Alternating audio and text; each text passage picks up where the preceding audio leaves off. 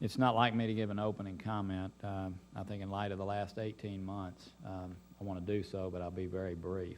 And I want to start by saying that I don't think I've ever been prouder of a group of people spending 18 months together, working with very, very different backgrounds, working with the administration, working with all kind of stakeholders throughout our country, to put together a piece of legislation that's probably the most complex piece of legislation I've ever worked on in my life. I just cannot say enough about the people that I've been able to work with and get to know over the course of that time, both in the Senate but also with the administration. But in addition to that, to watch staffers who in many cases are silent and sit back in the background, really do some extraordinary things to understand a piece of legislation that's very difficult, but to be willing to move ahead in the way that we've all done that. So I just want to say if things end up here in about an hour the way I think they are, I think that regardless of how you feel about this particular piece of legislation, I think that all of us can acknowledge what the Banking Committee, with the leadership of our chairman and ranking member, and all those who've pulled together to make this happen, this is the best of the United States Senate. And what I hope is that this day will set a new standard for the rest of the United States Senate, and hopefully soon we'll be debating the real issues of the day on the Senate floor, and that other committees like this one has shown will have the ability to take on the very, very difficult issues that we face. Look, there's so much commonality here, and we're taking a system today that has no capital and no competition, literally no capital, and two entities, a duopoly. 90% of the mortgages today originated through the federal government, and we're moving to a system that has a lot of competition and a lot of capital.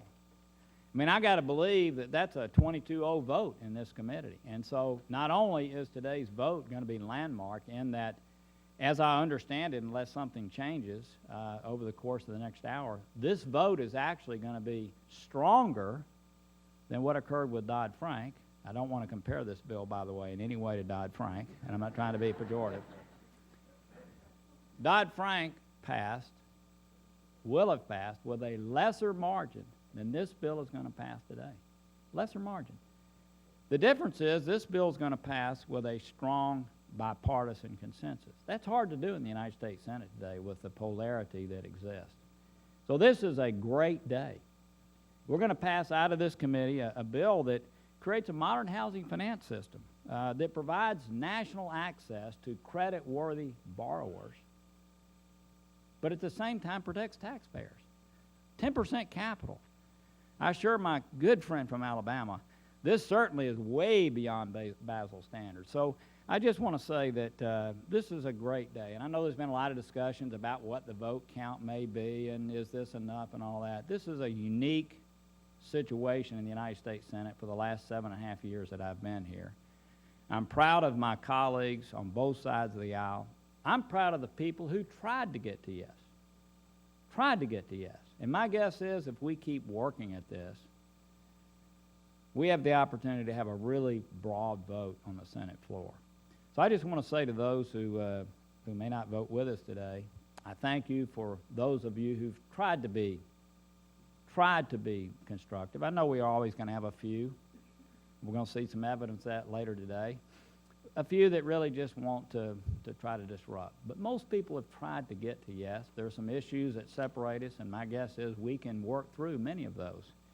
But this is going to be a great day for the Banking Committee, and I want to thank the leadership, thank the members, thank the staff. This is a great day for the United States Senate, and I'm proud to have worked with so many colleagues here who've worked in good spirit to make something good happen for our country and have taken the risk of getting out there and doing something that creates fundamental change, which is difficult sometimes to do. So I thank you.